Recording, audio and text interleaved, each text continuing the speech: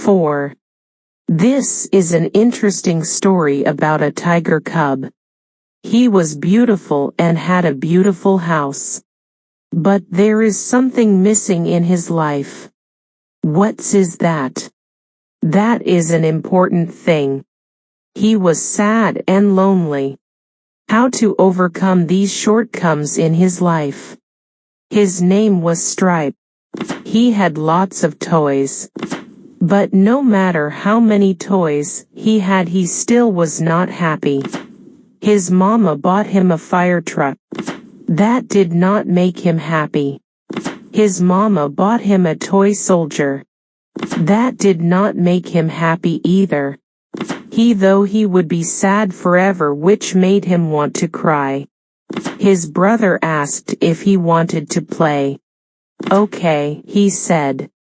Once they started to play, Stripe began to feel happy. Of course, he said. I just had to be with my friends and family all along. Friends and family keep you happy, loneliness make you even sadder.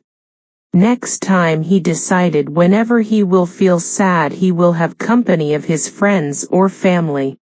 That's really good. He learned the lesson.